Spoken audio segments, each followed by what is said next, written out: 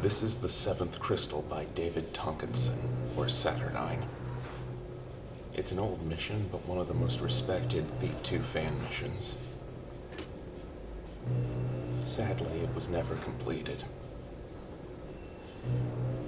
But what we got was excellent anyway.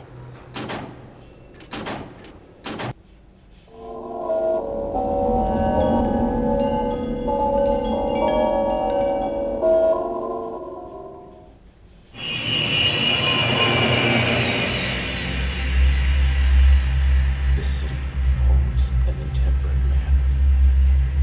Builds he his house of opulence, builds he his house of decadence. Sits he at his table of greed and drinks from the cup of affluence. Hedonism has its own price and will be manifest in the universe. Citation from pagan legends of the New Age.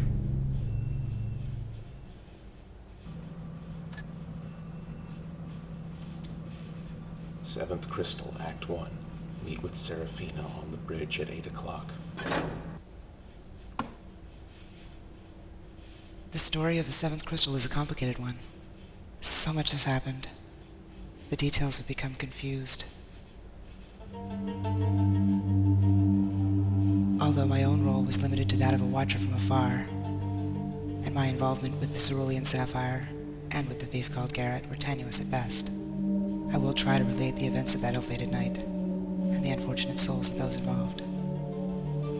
It all began with a thief named Cuddy, a fence to be exact, and an unexpected visitor. A beautiful woman with mysterious ways and a tempting proposition. Her name was Serafina. She came to Cuddy and told him of a crystal she wished to acquire, a gem of unsurpassed beauty that she would pay handsomely to own. She had 10,000 gold and Cuddy's undivided attention. This stone, it seemed, had come into the possession of a certain Lord Saturnine, a boaster and braggart who had been strutting around town telling anyone who'd listen about his fabulous new addition. Lord Saturnine was throwing a party that very next evening, in honor of himself and his new stone. Serafina was to be on the guest list, and once she was inside the Saturnine mansion, she could sketch and provide Cuddy with a map of the interior. Cuddy and his new client worked out the finer details of the job, and once their plans were perfect, and both parties satisfied, a deal was struck. They made one final meeting arrangement for the following night. Cuddy may have been a greedy man, but he was no fool, and he knew that a contract of this caliber required special skills. So Cuddy called for Garrett, a masterful thief whose keeper training and unmatched talents made him the only man for the job. However, when Garrett arrived to meet Cuddy, he found only an empty room. Garrett saw no reason why he should not proceed with the job on his own. Cuddy certainly couldn't do it. And if Cuddy trusted Serafina, then that was good enough for him. Besides, Cuddy owed him money. And so it was Garrett who kept Cuddy's appointment with Serafina on the bridge that night. At 8 o'clock, Serafina was waiting.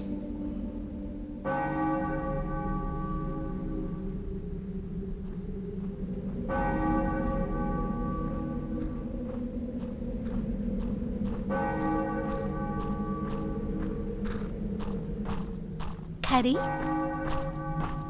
Cuddy is, indisposed. Mr. Garrett? Oh, you have no idea how much I appreciate this. Hey, I haven't done anything yet. But I know you will. Why else would you have kept this appointment? And in person, too. I am honored. Look, I'm only in this for the money. I don't know you, but Cuddy obviously thought this job would be worth my time. So I'll get your crystal. Very well, then. The plan remains the same. While I'm at the party tonight, I will try to make a map for you, but it will be limited to where we guests are allowed to move freely. As I recall from Lord Saturnine's last party, there is a conservatory at the east gate. It's up to you to find it. I will hide the map along with 5,000 gold, the first half of your payment, behind the 3 statues there. And the rest? When we meet here again tonight, if you have the crystal, you will be paid in full. All right. Midnight. But if you're not here, I walk. Don't worry, Mr. Garrett. I will be, I assure you. Now, I have a party to attend. Until midnight, then?